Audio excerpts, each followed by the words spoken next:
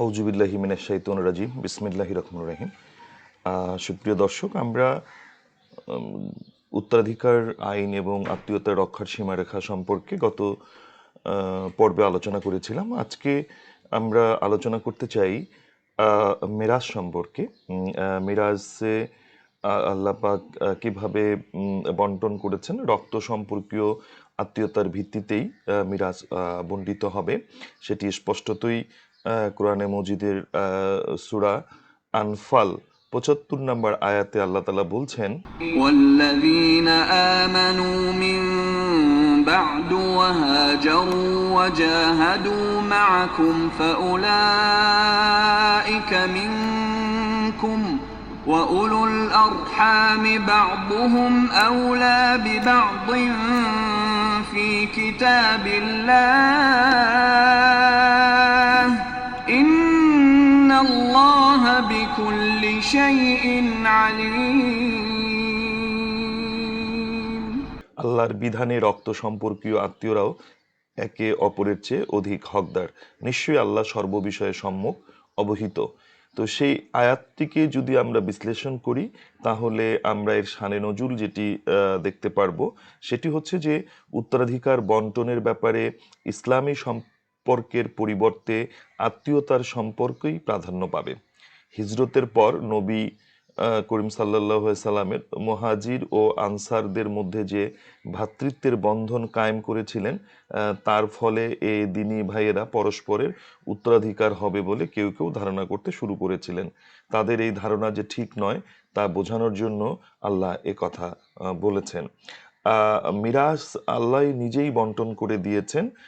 সূরা নিসার 11 নম্বর আয়াত যদি আমরা يوصيكم الله في أولادكم للذكر مثل حظ الأنثيين فإن كن نساء فوق اثنتين فلهن ثلثا ما ترك وإن كانت واحدة فلها النصف ولأبويه لكل واحد منهما السدس مما ترك إن كان له ولد فإن لم يكن له ولد وورثه أبواه فلأمه الثلث فإن كان له إخوة